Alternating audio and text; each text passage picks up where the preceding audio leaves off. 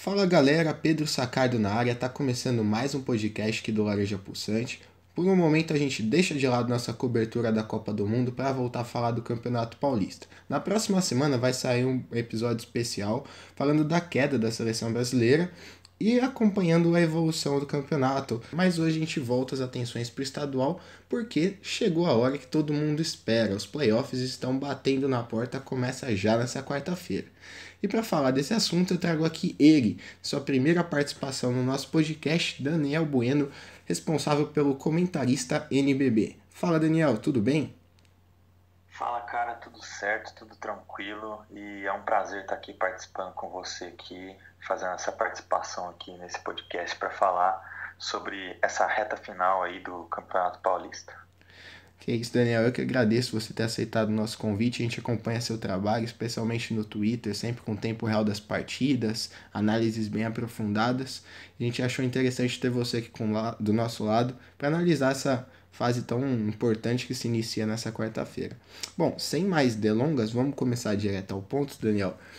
Foram praticamente aí um mês e meio de disputas, né? O Campeonato Paulista ele é um pouco extenso em termos de quantidade de jogos, principalmente se for levar em conta o formato desse ano, mas os jogos são, né, um período muito curto, um espaço de tempo muito curto, o que faz com que a competição seja rápida, principalmente nessa primeira fase. As equipes, para quem não acompanhou, as equipes foram 13 equipes inscritas na competição, divididas em dois grupos. No grupo A foram 7 equipes, no grupo B 6. E em cima disso, praticamente todo mundo já estava classificado. Até comentei com o Vini, quando eu gravei com ele um podcast para falar como que seria o Campeonato Paulista. A gente, né, fez uma crítica a esse modelo de disputa, porque praticamente todo mundo chegou classificado aos playoffs. A única equipe que ficou de fora foi a América de Rio Preto. De resto, tá todo mundo classificado. O primeiro e o segundo colocado de cada grupo avançam direto às quartas de final, isso já era sabido, mas havia uma disputa ali em questão de posicionamento, já visando o mando de quadra nessas oitavas de final. Daniel, como que você viu essa primeira fase? Quais equipes mais te agradaram? Quem você acha que surpreendeu, tanto positivamente quanto negativamente? Cara, eu gostei bastante da atitude das equipes que se classificaram já para as quartas direto, né? O Franca, como era esperado, uma equipe já bem encaixadinha. As contratações da equipe rapidamente entrosaram. O Chatman, então, logo no primeiro jogo já parecia que estava jogando com a equipe há muito tempo. E por isso que a equipe ficou em primeiro colocado no grupo, né? O Mogi, confesso que era uma equipe que eu estava com o pé atrás por causa de pouca profundidade no elenco e ser uma equipe totalmente reformulada, perdendo as estrelas da temporada passada, mas surpreendeu para mim como que a equipe encaixou rapidamente, as peças funcionaram, acredito que exatamente da maneira que o Guerrinha imaginou que deveria ser, com destaque ainda para mim aí o Alexei, que está jogando muito, está voando. E ainda falando sobre o grupo A, o São Paulo, que era uma equipe que a gente já esperava desde o início, não sei se você esperava também, mas eu esperava que teria muita dificuldade para adaptar os novos jogadores, muita estrela em quadra, e teve essa dificuldade, mas na reta final encaixou, parece um jogo que fluiu e conseguiu uma boa sequência de vitórias no final, que inclusive acabou ultrapassando o Pinheiros. Pinheiros, que também eu acho que foi uma equipe que teve perda de peças importantes e por isso ele tentou se arrumar durante a temporada. E o Pinheiros é uma equipe que ela jogou durante a temporada passada inteira sempre focada no coletivo, né? Não tem um jogador que vai sempre se destacar e que vai ser o cara que vai puxar a equipe, mas sempre no coletivo. E o fato de perder as peças importantes da temporada passada, como o Renato Carbonari e o Ruivo, sem reposição, pesou muito para a equipe, que ainda precisa aí de alguma coisa para conseguir resultados tão bons quanto na temporada passada. Já no grupo B, eu acredito que foi todo mundo, digamos assim, dentro do esperado, pelo menos no que eu imaginava que seria. O Bauru não começou muito bem, mas essa reta final, com os reforços chegando, se entrosou, e para mim é uma equipe que vem muito forte. O Paulistano ainda tá faltando a chegada de seus jogadores, o Iago, que ainda não jogou, o Solano também. O Corinthians já é uma equipe que encaixou muito bem, e o grupo B ele foi bem mais equilibrado por causa de ter mais equipes que disputam o NBB, né? O São José, claro, eu já esperava aquilo ali mesmo que foi. O São José é uma equipe que vai depender muito de alguns jogadores. O Rio Claro também é a mesma coisa. E são equipes que estão ali mais para o meio ali da tabela, como eles ficaram mesmo. Eu concordo com tudo, acho que você matou aí uma porrada de assunto numa fala só. Eu só queria destacar, né, que antes do campeonato começar, realmente o Franca era apontado como o principal favorito ao título, e ele fez uma primeira fase praticamente retocável, né? Mesmo com algumas contratações ali pontuais, os reforços chegaram, vestiram a camiseta, cara, assim como uma luva dentro do esquema do Elinho. E a equipe só perdeu um jogo, né? Perdeu pro Mogi, que eu também concordo contigo, acho que foi uma grata surpresa, até porque a gente sabia da qualidade do quinteto inicial, um quinteto muito forte, com Alexei, Fusaro, André Góes é um jogador assim bem colaborativo, tem também Paranhos, Gruber, que fez grande temporada já no ano passado, mas é um time que pegou casca. Me preocupa um pouco só a questão de rotação, mas nesse primeiro momento, como vai ganhar aí uns 10 dias mais ou menos de período para treinar, repor fisicamente alguns jogadores que estejam mais desgastados, acho que isso pode ser dosado um pouco nesse primeiro momento. Agora, no outro grupo, em relação às equipes que classificaram direto para as quartas, eu esperava um pouquinho mais do Corinthians. É claro que o time teve muitas mudanças, mas eu esperava que o Corinthians fosse ter um domínio um pouco maior dentro do grupo. É bem verdade, como você disse, que o grupo é mais equilibrado, né? Apenas o São João não participa do NBB, mas nos confrontos diretos o Corinthians não se sobressaiu.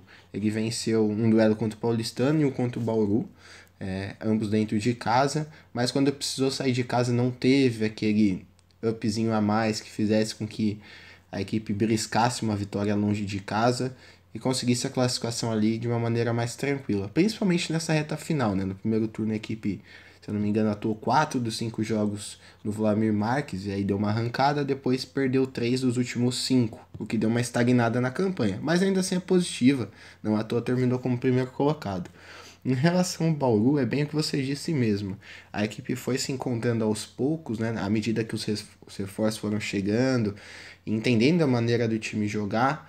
Até porque eu me recordo bem, o Wiggins desembarcou no Brasil numa quarta-feira. Na quinta ele estava jogando contra o São José, no Lineu de Moura, que, né, é um ginásio emblemático. Se não fosse o Wiggins, provavelmente o Bauru teria perdido aquele jogo.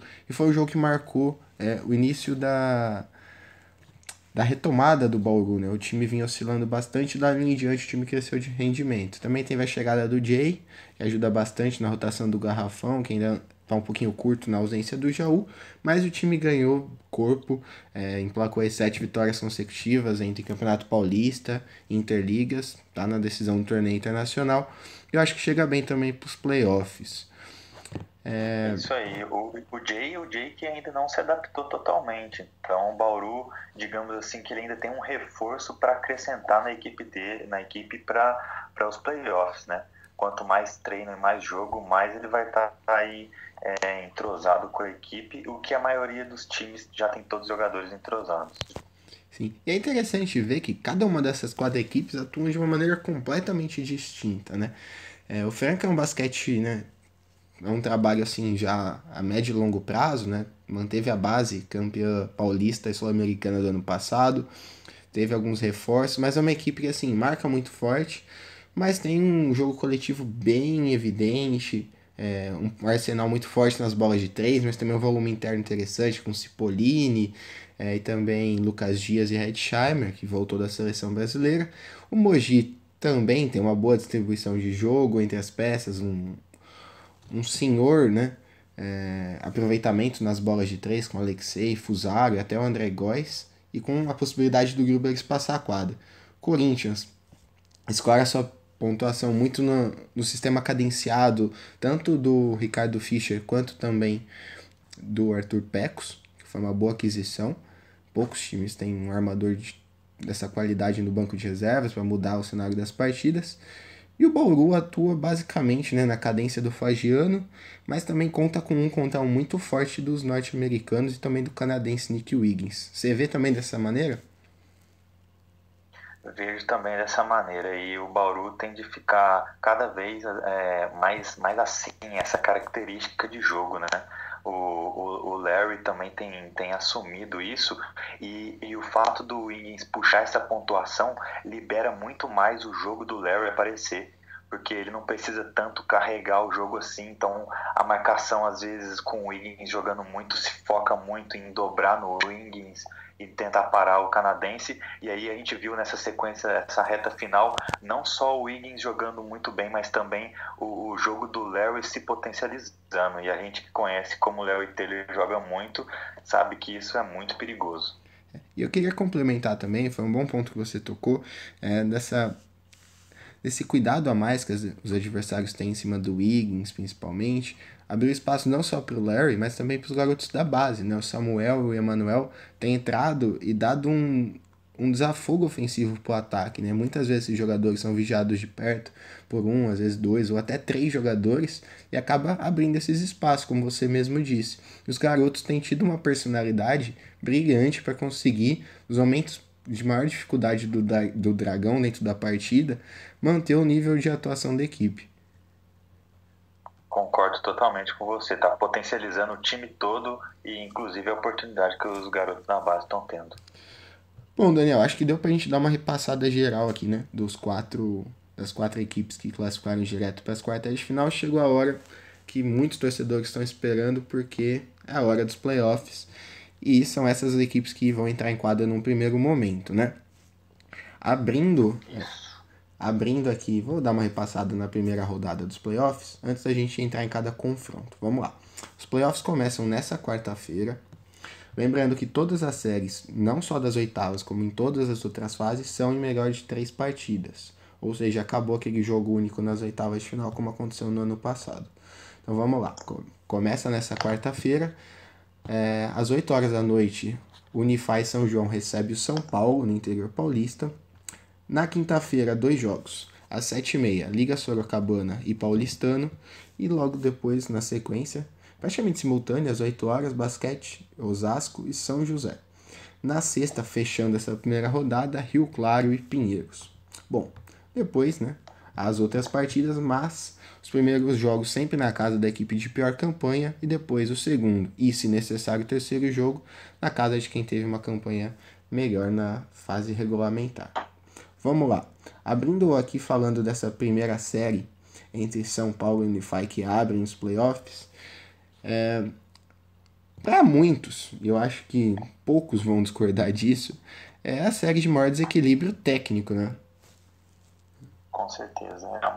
É uma série de uma equipe que teve apenas uma vitória ali. O Unify só teve uma vitória nessa primeira fase, que surpreendeu o Bauru ali num jogo, vamos dizer, atípico, contra um São Paulo que vem carregado de jogadores extremamente técnicos e que também vem num momento muito bom, né? Essa reta final do São Paulo foi muito melhor do que aquele início, em que foi muito criticado.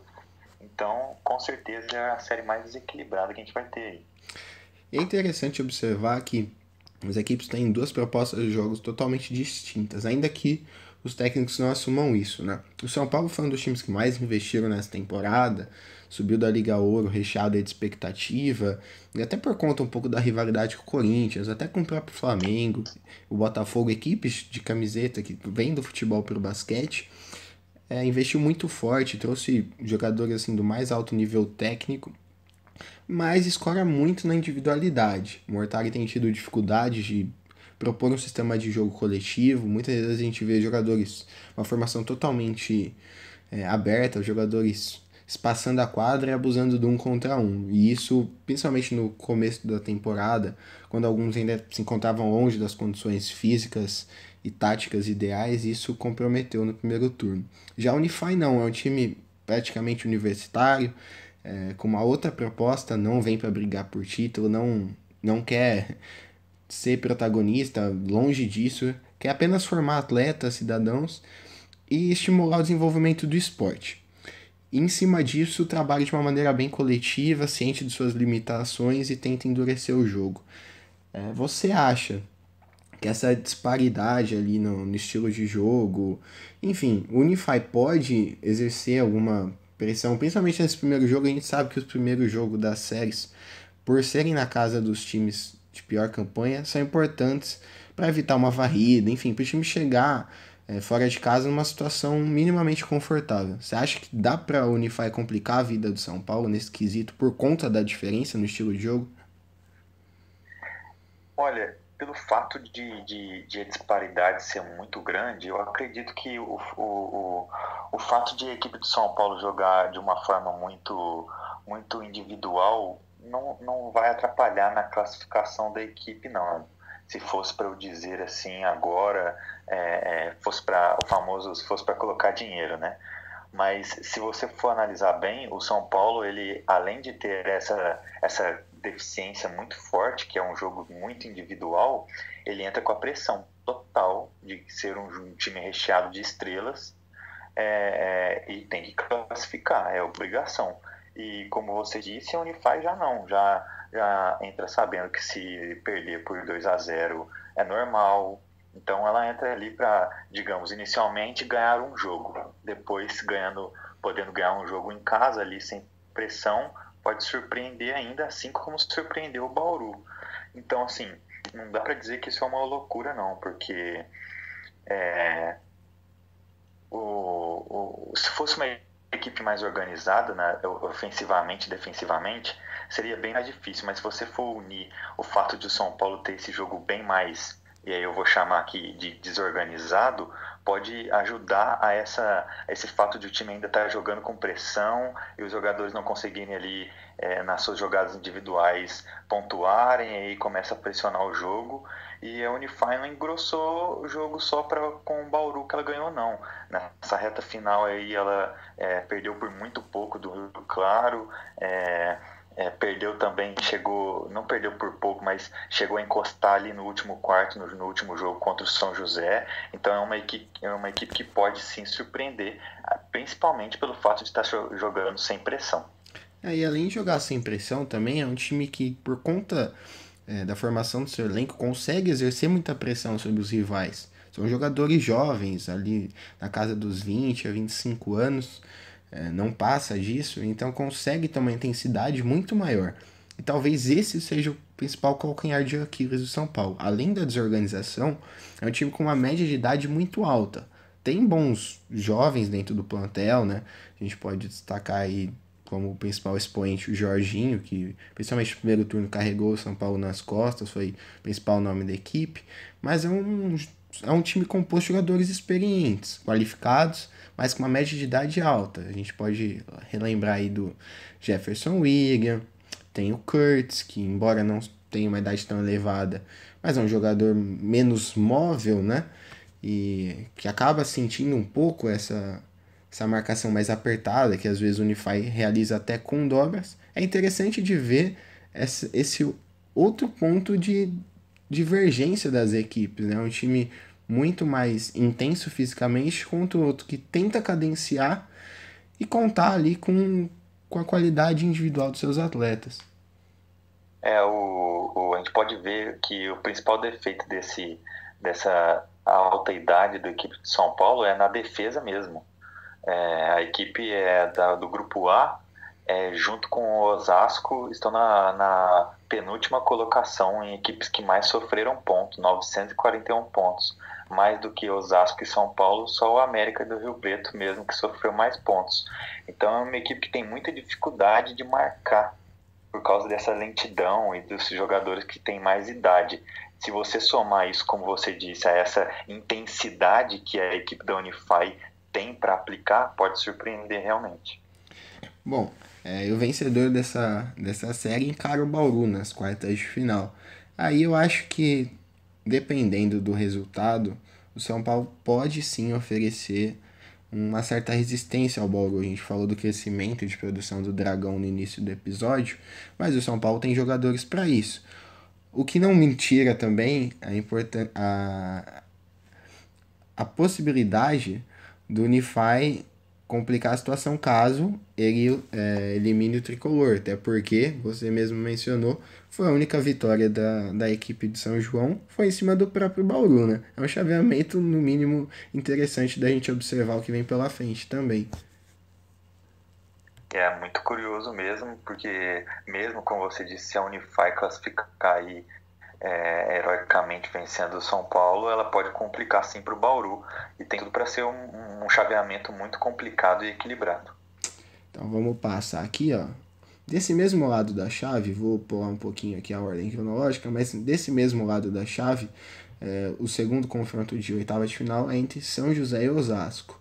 Não diria que é o mais equilibrado, mas o São José deu uma estagnada, começou muito bem, em determinado momento se imaginou que se viu na briga ali por uma vaga direta às quartas de final, quando o Corinthians havia disparado e Paulistano, Bauru e o próprio São José estavam próximos, mas depois o time deu uma caída de rendimento nos últimos jogos, fez bons jogos, mas não conseguiu consumar a vitória e acabou ficando um pouquinho para trás contra um Osasco que, apesar de ter feito uma campanha, né, mais discreta na temporada regular, na primeira fase, foi uma equipe que fez bons jogos contra adversários mais cascudos. Então eu vejo o confronto como assim, o São José com leve favoritismo, mas o Osasco com condições de quebrar esse prognóstico e conseguir uma classificação que seria heróica para o time.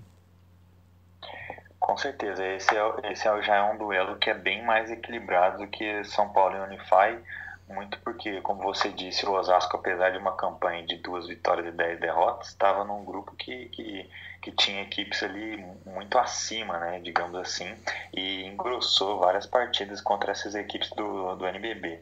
E o São José continuou com o mesmo problema da temporada passada, que é exatamente essa oscilação durante os jogos, né? A equipe venceu o Corinthians e aí depois venceu o Rio Claro fora de casa e depois perdeu em casa, logo nessa reta final aí que poderia dar a classificação para a equipe em segundo lugar.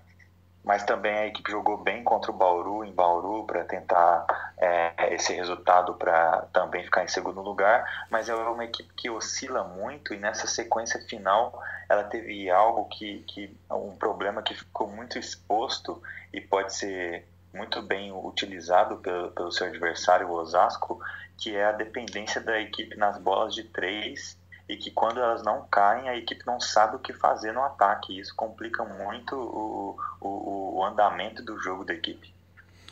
É até em função das características dos principais jogadores do time, né? É uma equipe que a diretoria, né, por conta da confirmação da participação do clube ter sido praticamente ali no apagar das luzes, quando tudo parecia já perdido, o São José caminhava para uma temporada ali sem time profissional, e aí quando conseguiu levantar as verbas, todos os jogadores já principais jogadores já haviam sido contratados e o São José foi muito tarde para o mercado, né? E por conta disso apostou nos gringos aqui, foi no mercado sul-americano, buscou bons nomes, Figueiredo, o Duda, apesar de não ser gringo, também responde muito bem, tem também o Buemo, e são Mariani, são jogadores de posição 1, 2 e em alguns momentos podem atuar na 3, são jogadores de perímetro que não tem como característica bater muito para dentro, como você falou. São jogadores de bom posicionamento, de movimentação sem a posse de bola, para receber em condições de finalizar da linha dos 3 pontos. Os pivôs da equipe oscilam muito de rendimento, o Lupa é mais experiente, mas não tem mais o mesmo vigor físico de outras épocas.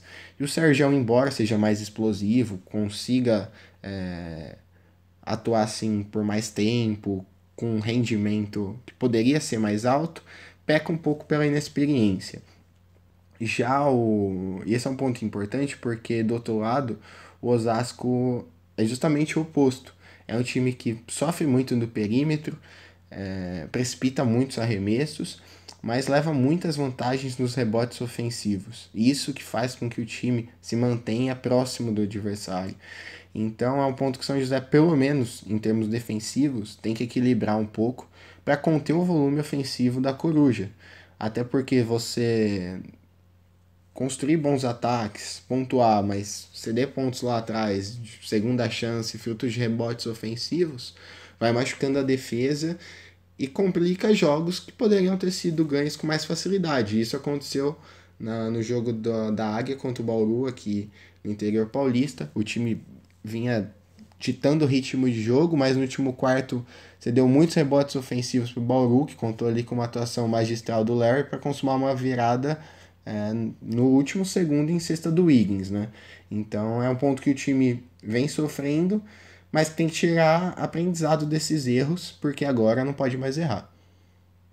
Exatamente, você destacou muito bem que um dos defeitos do São José durante essa fase de classificação foram os rebotes.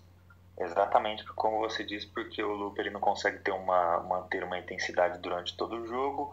O Sérgio ele peca pela falta de experiência, e também o jogador 4 do São José, que tem jogado a maioria do tempo, o Rafa Oliveira, ele não é tão alto, então isso já atrapalha mais ainda a equipe, que está sofrendo muito com isso.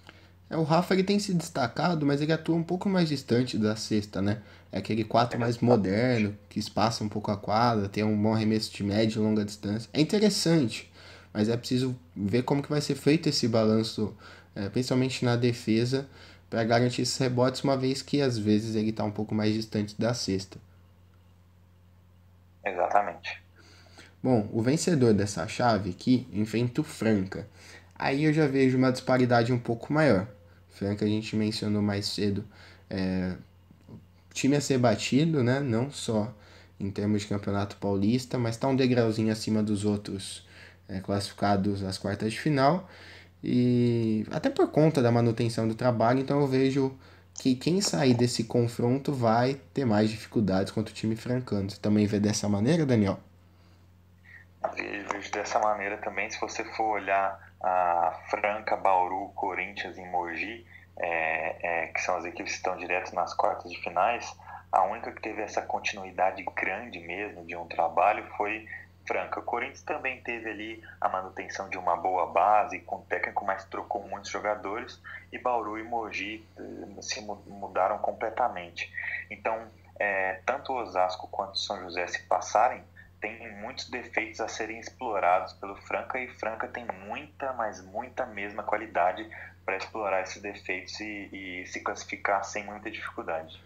E além de qualidade, também tem cancha, né? Um time que, por conta da última temporada ter protagonizado grandes partidas, ter brigado por todos os títulos, tem apresentado uma frieza ímpar nesse início de temporada.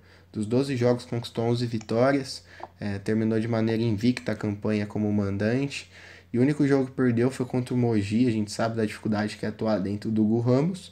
Então é um time que, tirando o confronto contra o Mogi, venceu todos os adversários fora de casa. Isso complica ainda mais porque o time, por ter feito essa melhor campanha, já tem o direito de decidir em casa e tem essa força como visitante, atenua ainda mais, né, a disparidade técnica e tática entre os times. É isso aí. Então, nós concordamos em colocar o Franca praticamente na semifinal, né? Opa, aí já é demais, né? Não vamos adiantar tanto assim. O basquete, não só em termos de Campeonato Paulista, a gente viu agora na Copa do Mundo, nos proporcionou diversas surpresas. Para a seleção brasileira, algumas positivas, outras negativas. Então, o esporte é jogado, mas não tem como apagar esse favoritismo francano nesse primeiro momento. É isso aí.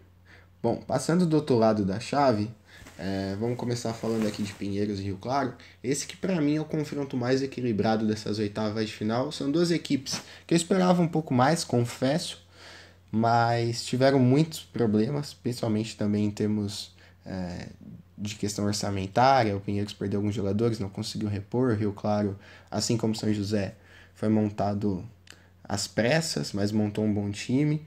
Só que os times também sofreram com lesões. Pinheiros em determinados jogos não teve Dawkins, não teve Ware, não teve Isaac. E em 2 jogos, se não me engano, também não teve o Caio Torres. O Rio Claro, logo na estreia, perdeu o Pedro, que exerceria uma função muito importante de carregar a bola, de assumir essa responsabilidade de construção de jogo. E isso comprometeu muito o trabalho da equipe. O Jefferson Campos tem sido praticamente sacrificado ali, não é a dele. Ele tem tentado se virar para conduzir o Leão a uma campanha digna no Campeonato Paulista. É, é um confronto que, se fosse em outras temporadas, talvez os times chegariam com mais a oferecer, né?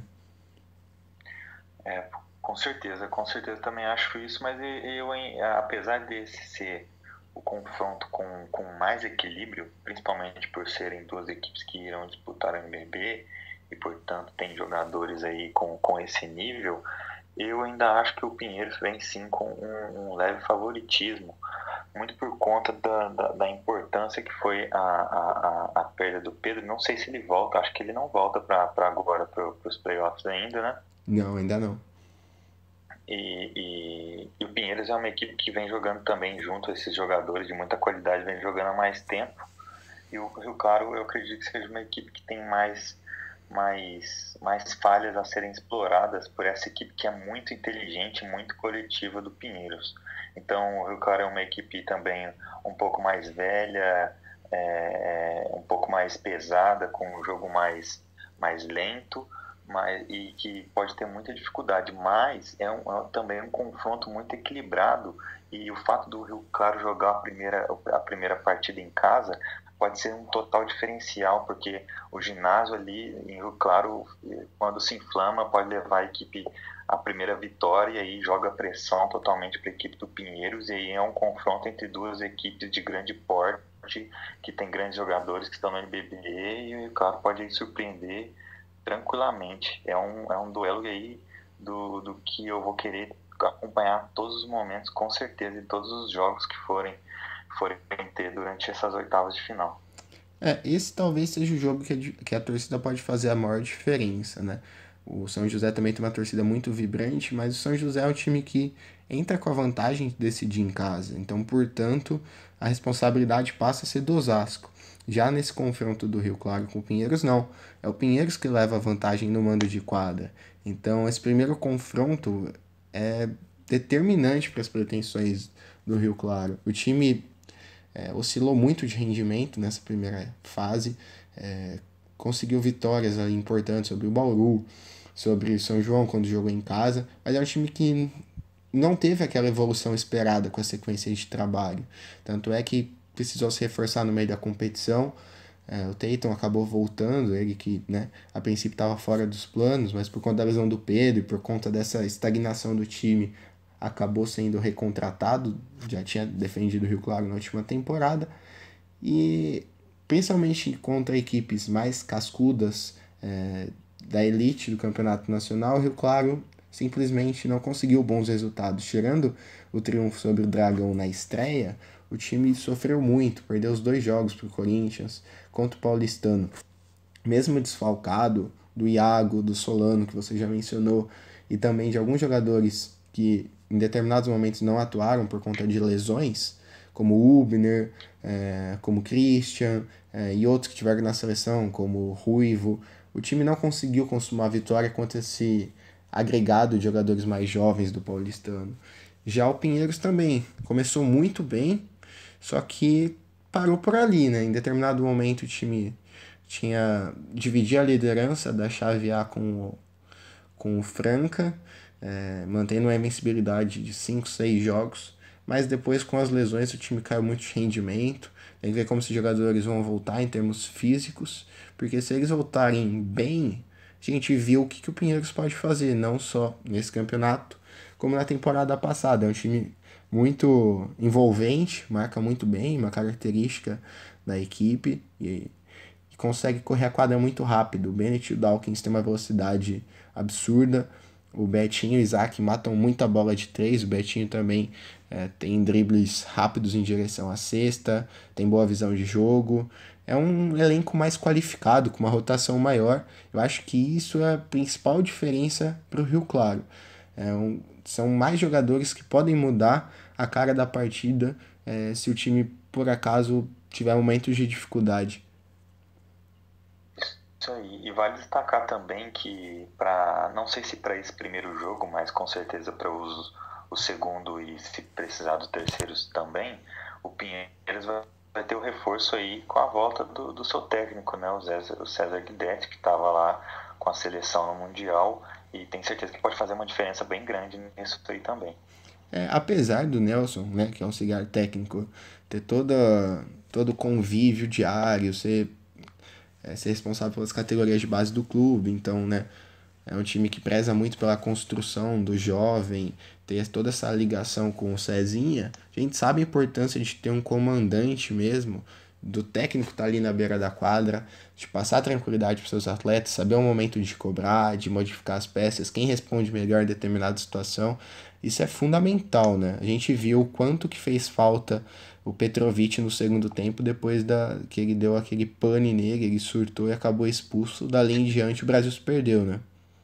Se perdeu, se perdeu.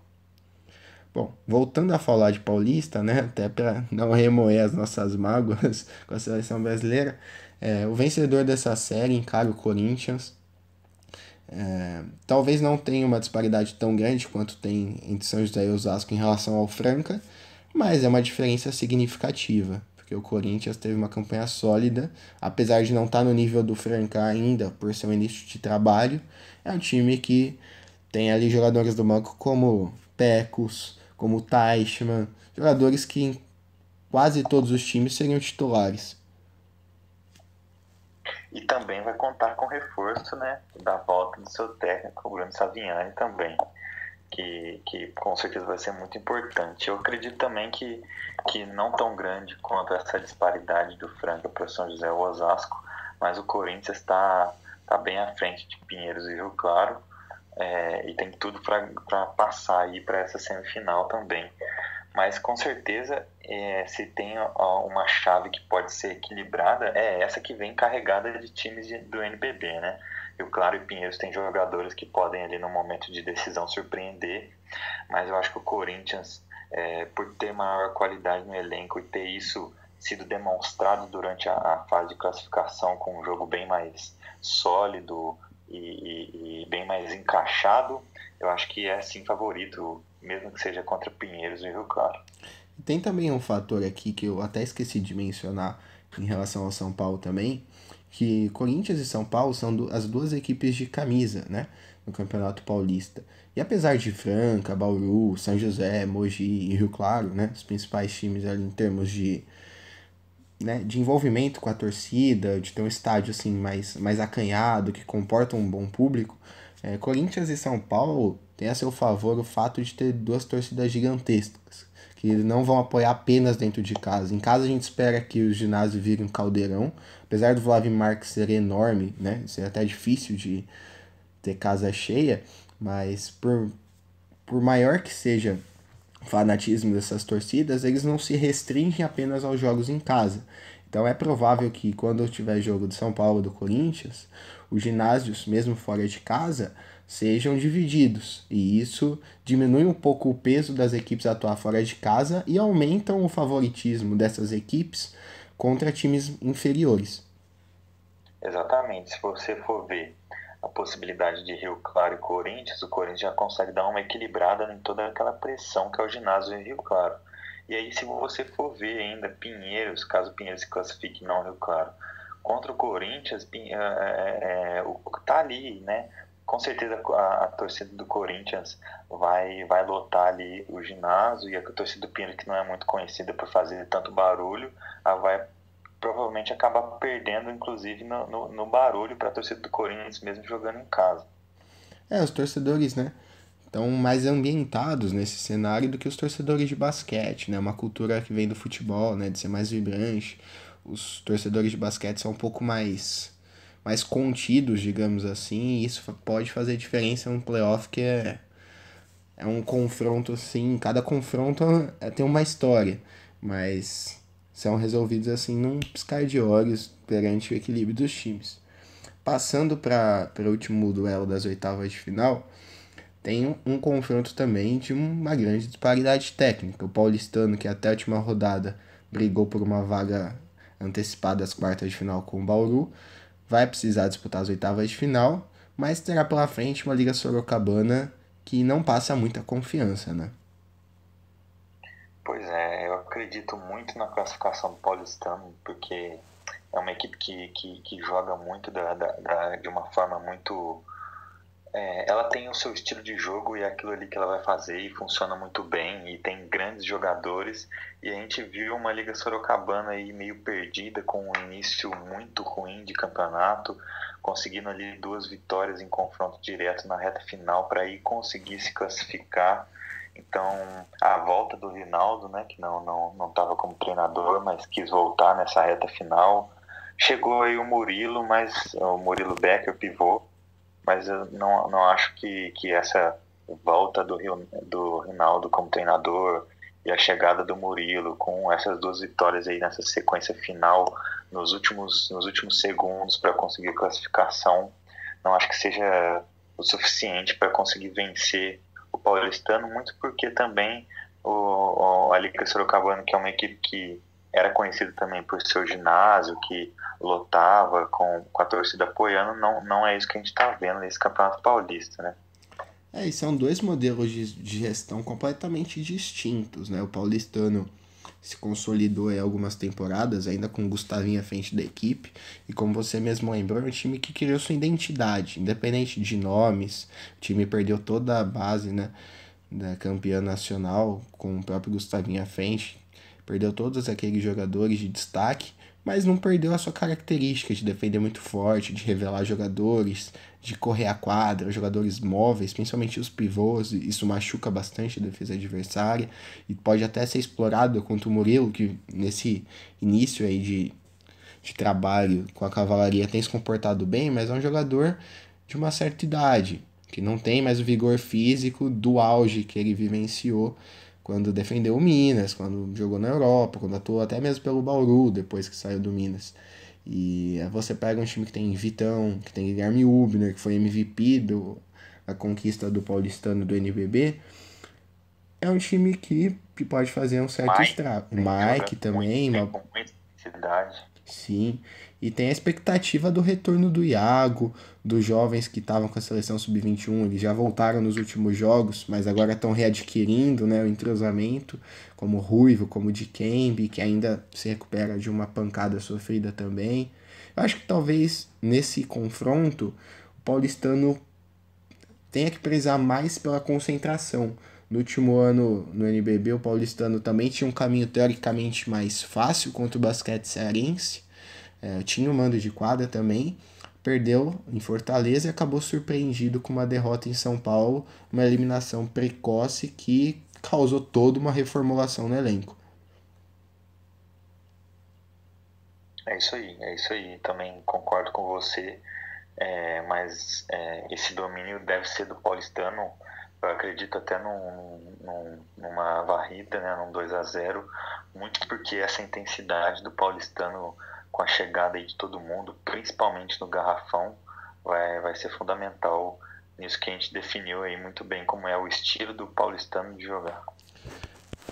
Se os jogadores que estavam de fora, preservados ou até em processo final de recuperação, voltarem apresentando aquele basquete que a gente já conhece, né, que encantou ali a torcida do clube por conta desse estilo característico de jogar, se eles voltarem bem, eu acredito também numa varrida. Eu acho que fica muito difícil para Sorocaba. Como você falou, é um time que se classificou ali na Bacia das Almas mesmo, venceu 2 jogos, teve que recorrer à volta do Rinaldo, foi buscar o Pitico e o Murilo Becker, mas é um time ainda, né, carente de jogadores mais cascudos, mais experientes, com mais repertório. E o paulistano não, embora não tenha experiência, seja um grupo de meninos, são meninos prodígios que figuram aí nas seleções de base, alguns até na adulta como Iago. Então eu acho que é sim uma diferença muito grande que dificilmente o Sorocaba vai conseguir fazer frente com o paulistano. Isso aí. Bom, e o vencedor dessa série pega o Mogi. Aí eu confesso que eu gostei desse cruzamento, porque pode ser o primeiro grande confronto, principalmente pela rivalidade adquirida nos últimos anos, né? Mogi Paulistano decidiram o NBB, cruzaram em diversas oportunidades, não apenas no Campeonato Nacional, em semifinais, quartas de finais, mas também em Liga das Américas, Sul-Americana. Criou-se uma rivalidade aflorada entre os times, né? Até também pela proximidade geográfica entre as cidades São Paulo e Mogi das Cruzes.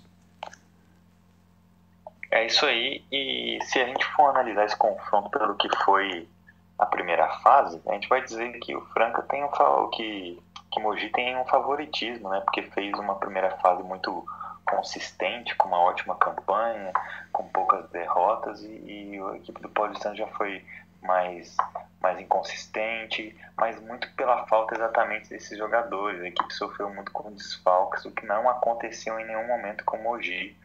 E o Paulistano pode também ter esse momento de jogar o primeiro jogo em casa e jogar essa pressão para o Mogi, que vai precisar vencer as duas partidas, caso perca a primeira em São Paulo, e também com os reforços e o estilo de jogo, né? E tem sempre também aquela questão de como os times, né,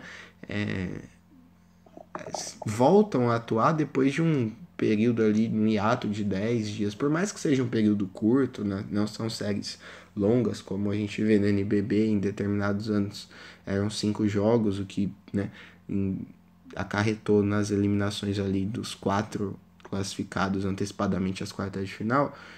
Ainda assim é um período que os times acusam uma certa falta de ritmo de jogo. Os playoffs a gente sabe que é uma temperatura ainda mais elevada que uma temporada regular, então o nível de concentração exigido é maior, de intensidade física, então é ver como o Mogi vai voltar. Esse período é importante em termos de descanso, principalmente um time que tem uma rotação mais curta, como é o Mogi das Cruzes, praticamente tem, agora com a chegada do Fulvio ali na metade do campeonato, tem uma outra peça no banco que pode responder muito bem, dando segurança para o Guerrinha poder mexer na equipe, mas não tem a mesma rotação do Paulistano. Se o Paulistano não tem o quinteto tão forte quanto tem o Mogi, a princípio, ele pode compensar isso em termos de rotação. Né? A gente não está mencionando aqui a Liga Sorocabana porque a gente apontou essa disparidade técnica, mas também é um time jovem que, se porventura desbancar o Paulistano, pode aplicar essa correria para cima do Mogi e causar o mesmo estrago em termos físicos. É isso aí, exatamente. As duas equipes têm essa característica que é totalmente diferente do estilo de Mogi, né? Eu gosto muito do encaixe do jogo entre Mogi e Paulistano, porque são estilos de jogo totalmente diferentes, ou bem diferentes. Mesmo que você não pense só no Paulistano, mas em Guerrinha e Regis, já são estilos bem legais de ver um contra o outro, e ainda mais assim com esse estilo de jogo do Paulistano, que aí você entra numa disputa de qual equipe vai conseguir impor o seu estilo de jogo, se o Paulistano vai conseguir levar o Mogi para a correria e aí levar vantagem, ou se o Mogi vai botar os jovens do Paulistano em meia quadra e dominar eles. Isso é muito interessante de ver, essa disparidade entre os estilos das equipes e quem vai conseguir dominar quem em qual momento do jogo. E é bacana que também há muita quebra de mando, né? Dá para que relembrar diversos confrontos que os times visitantes se sobressaíram, né? Quebrando até aquele certo prognóstico de quem joga em casa leva vantagem. Isso muda totalmente, né? As perspectivas, né? E as análises nossas, porque são dois times muito nivelados, com personalidade e equilíbrio mental para buscar resultados fora de casa. E isso deixa o confronto, se porventura acontecer, ainda mais imprevisível.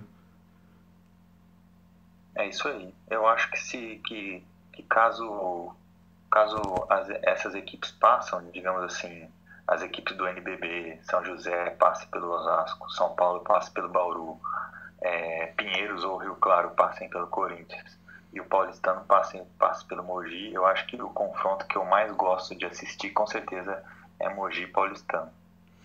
Não, sem dúvida, acho que muita gente vai nessa toada, principalmente agora, né? Mais pra frente a gente tem a perspectiva de confrontos mais acirrados, mas nesse momento é o confronto que mais me agrada, que eu tô ansioso para ver se for consumado mesmo. Bom, Daniel, Acho que deu pra gente dar uma repassada aqui legal, né? A gente falou bastante dessa primeira fase em relação aos times que se classificaram previamente para as quartas de final, fizeram por merecer essa vaga antecipada. A gente detalhou cada um dos confrontos de oitavas de final, elencando pontos fortes e fracos das equipes, os caminhos para que eles possam bater seu adversário e seguir vivos na competição. Eu queria agradecer sua presença aqui e deixar o espaço aberto para você divulgar um pouquinho do seu trabalho e, enfim, o espaço é todo seu. Fique à vontade. Mais uma vez, muito obrigado. Eu que agradeço, muito obrigado mesmo por essa oportunidade de estar aqui participando com você. É um prazer enorme estar aqui participando, onde passaram já os craques do basquete brasileiro aí. Muito obrigado mesmo. E aí, para você que está ouvindo a gente, siga lá o @comentaristNBB no Twitter e no Instagram. É lá que eu posto meu trabalho sobre basquete. E espero ver vocês nos seguindo lá. Bacana, Daniel, eu recomendo, é um perfil muito bom. Inclusive, se você não tem a oportunidade de acompanhar as partidas pelo YouTube, né, na transmissão da Federação Paulista, o Daniel faz um trabalho muito bacana, um tempo real ali completo, todos os jogos. Então, se você por acaso está no trabalho, está na faculdade, não consegue acompanhar em vídeo, dá uma espiadinha, dá um pulinho lá no Twitter, você vai estar sempre bem informado, sempre atualizado com o que está acontecendo naquele momento. Eu me É despeço. isso aí. Eu me despeço por aqui, espero que vocês tenham gostado desse episódio. Lembrando que no início da próxima semana a gente volta para falar de seleção brasileira e do desfecho da Copa do Mundo. E depois, claro, à medida que o campeonato for evoluindo, o Campeonato Paulista, a gente volta para fazer a projeção das quartas de final também. Então é isso, um forte abraço e até a próxima. Valeu! Valeu!